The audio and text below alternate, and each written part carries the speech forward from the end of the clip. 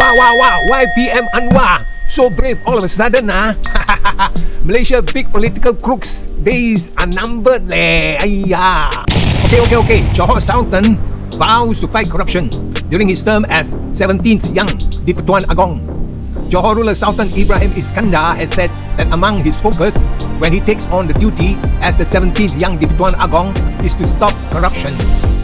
In an exclusive interview with the Singapore Straits Times, he said ensuring there is no disunity in the country will be his biggest challenge.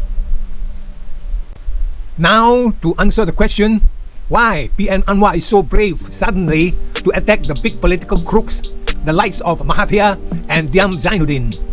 Why he waited more than 1 year? The reason is simple. He waited for the Johor ruler, Sultan Ibrahim Iskandar, takes on the duty as the 17th Yang di-Pertuan Agong who vows to fight corruption. Apalagi kalau tindakan itu diambil terhadap tokoh-tokoh besar, ia menjadi kontroversi.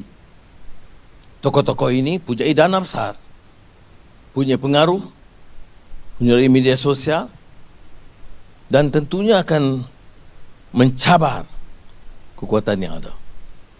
Sebab itu arahan saya umum kepada SPRM, Jabatan Peguam Negara, atau lembaga hasil dalam negeri, biar ada data, fakta, alasan yang cukup dan kukuh. Dan sekiranya ada, saya tidak peduli kedudukannya, pengaruhnya, dananya, tetapi tindakan tegas harus diambil. Dan kita telah mula, saya ucap tahniah kepada SPRM yang menunjukkan keberanian. Kalau tidak, apa yang berlaku seperti kejayaan PDRM baru-baru ini dalam kes dadah. Ratusan ribu telah ditangkap. Siapa? Penagih. Puluhan ribu diambil. Siapa? Ejen-ejen kecil. Tetapi tokoh-tokoh besar yang terlibat membawa dana untung ratusan juta ringgit dan kehilangan kerugian bebanan puluhan bilion ringgit, kemudian tekanan kepada kerajaan membayar bilion ringgit untuk memulihkan keadaan ini, itu tidak disentuh. Kalau ditangkap pun cepat dilepaskan. Itu baiknya pengalaman saya di Sungai Buloh. Ya, kerana saya pernah nampak orang yang besar ditangkap, tapi cukup yakin kata dalam 3-4 bulan boleh lepas.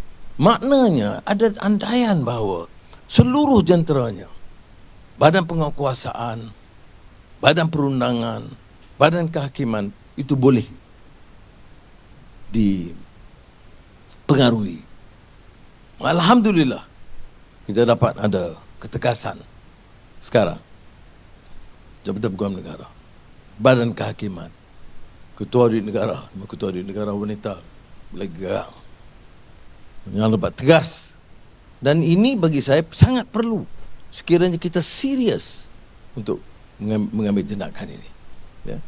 Kalau saya sebagai Menteri Keuangan, kemudian saya ada gedung-gedung berbilion ringgit, harta di merata dunia, bank di seluruh kota di Afrika, dan tidak ada yang berani menyoal selain bisik-bisikkan tidak layak jadi pemimpin di negara ini.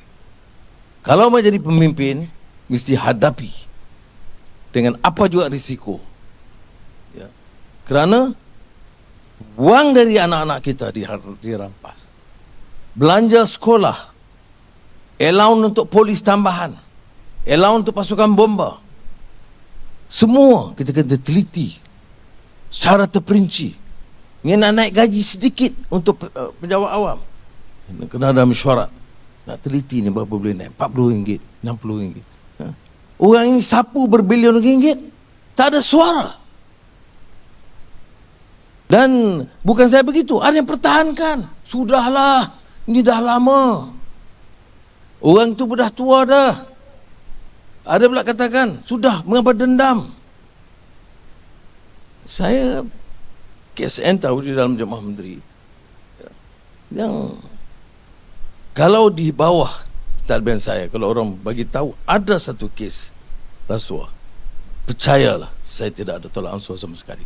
Tan Sri Azam tahu benar pendirian saya. Dan kalau sama ada dia di pihak parti yang menyokong saya atau menentang, itu soal lain. Tidak mempengaruhi keputusan. Tapi saya agak keras hal ini, dan kebetulan ini forum yang baik saya jelaskan.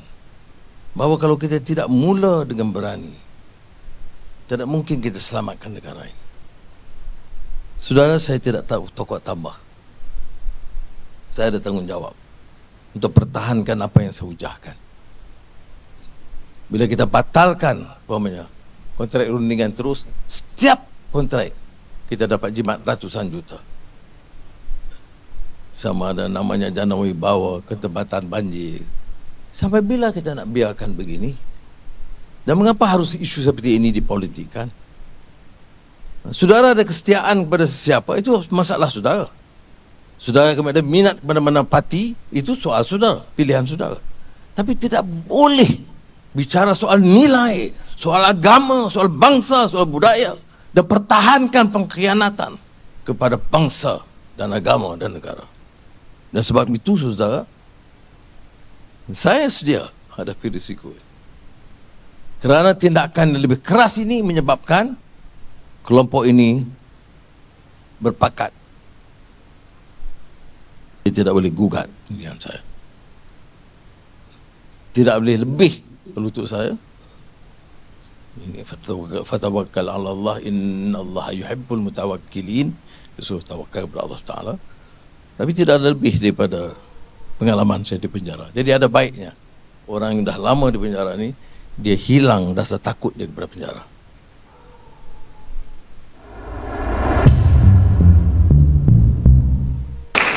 Now, I'm suggesting this plainly because of the urgency and recognizing the fact that in some areas, and particularly in the Paisa report, to me is very disturbing. If we use a normal pace, we will be left behind. Yeah. But more importantly, the general framework. The Madani framework emphasized very clearly the issue of sustainability, not in the normal Western notion of sustainability, but must be consistent with SDG. We talk about governance, we talk about ihsan, compassion, trust, innovation, but it must start with governance. Billions of dollars have been siphoned off. And nobody dare touch the big crooks. They are invincible in the system.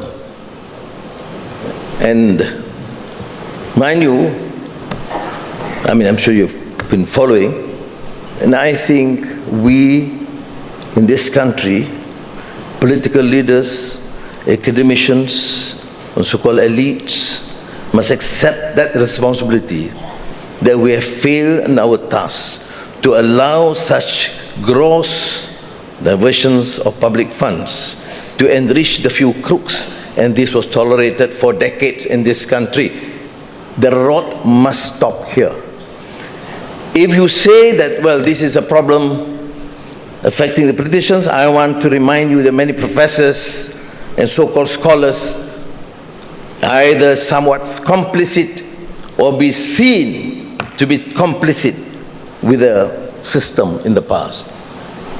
It is gross silence in the enforcement agencies, in the judiciary, among the intellectuals. There's no such healthy, reasoned discourse. So please be assured, you can use this forum and criticize the Prime Minister or our policies. You shouldn't feel that you'll be under threat. Of course, I would say don't use this forum to incite racial hatred and religious bigotry. But other than that, you are free, because I think the country requires a new culture of healthy exchanges and intellectual discourse. Majlis Gaja-Gaja untuk memikul tanggungjawab sebagai Yang di-Pertuan Agong ke-17 mulai pada 31 Januari 2024. Johor ruler Sultan Ibrahim Sultan Iskandar is set to be crowned the next Yang di-Pertuan Agong at the end of January. Known for his outspokenness on national affairs, Sultan Ibrahim once warned in 2015, stating that there is no room for hate and racism in Johor. He even urged the authorities to take strong and impartial action against racists, advocating for their arrest. During the election campaign period, when racial and religious sentiments were escalating, the Johor ruler warned politicians multiple times not to use race or religion to exploit the sentiments of the people to cover their incompetence. Sultan Ibrahim's opposition to racism is not merely lip service.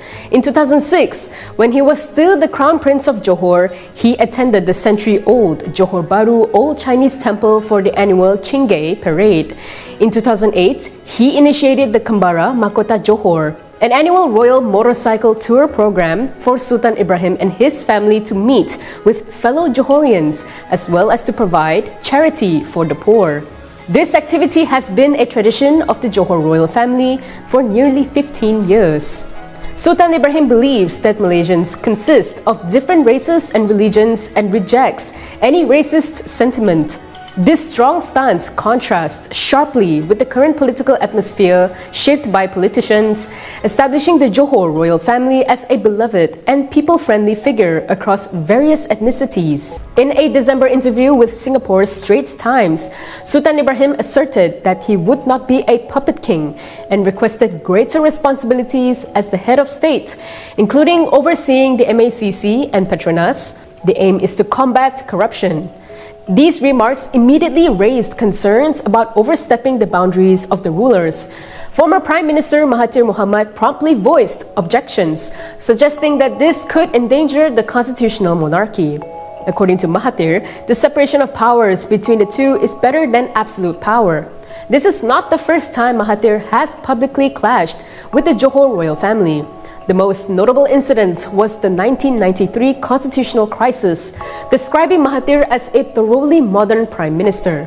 The UK's Independent said in an article published on January 31, 1993, that attacks on the ruler's power had been a theme of his time in office after he took the reins from Hussein On in 1981. The events leading to this were triggered by the Gomez incident involving Sultan Iskandar, the late father of the current Sultan Ibrahim, which provided Mahathir with the opportunity to implement constitutional amendments in 1993. This allowed the royal family, previously immune from civil and criminal prosecution, to be charged in special courts if they committed any offences. In the political turmoil of the Johor Menteri Besar change in April 2019, Mahathir openly challenged Sultan Ibrahim, asserting that Malaysia is not an absolute monarchy. At that time, the Johor Chief Minister Osman Sapian resigned from his role, sparking a public dispute between Mahathir and the Johor royal family regarding the Sultan's authority to select the Menteri Besar. Tunku Ismail, the Crown Prince, claimed that the Sultan had the absolute right to choose the Chief Minister, while Sultan Ibrahim told certain parties not to meddle in the state's affairs. Mahathir retaliated, stating that if rulers had the final word on who would become Prime Minister or Menteri Besar, then Malaysia would not be a democratic nation. The then Minister of Home Affairs and Bersatu President Muhyiddin Yassin also reminded Sultan Ibrahim that he must stop interfering in state administrative affairs. In response to Sultan Ibrahim's request to expand royal powers, Prime Minister Anwar Ibrahim stated that the views can be taken up for discussion, but will not influence national policies or our principle of constitutional monarchy. However, legal experts hold different opinions. Lawyer Hanif Katri Abdullah said it's worth considering Sultan Ibrahim's proposal. He also proposed for the federal constitution and state constitutions to be amended to bar royals from being involved directly or indirectly in any business to avoid conflicts of interest. On the contrary, lawyer Azira Aziz believes that the MACC and Petronas should be accountable only to the parliament. Meanwhile, lawyer New Sin Yu expresses concern that if scandals arise in the MACC or Petronas, the royal family may inevitably be implicated or questioned. On the contrary, if elected representatives and the government are implicated in abuse of power, the people can seek change through the ballot. Regardless, Sultan Ibrahim's idea of expanding royal powers may pose a challenge to the Anwar Ibrahim government. Whether Anwar, who appears to have a harmonious relationship with Sultan Ibrahim, can balance the relationship between the government and Malay rulers remains to be seen. Can Sultan Ibrahim, who has zero tolerance for extremism, ease the racial and religious atmosphere in the country? These are perhaps the focal points to watch after Sultan Ibrahim assumes the position of the new head of state. Stay tuned to Malaysia Kini and Kini TV for updates on national affairs. We also welcome your support by scanning the QR code for donations to encourage us to create more quality content.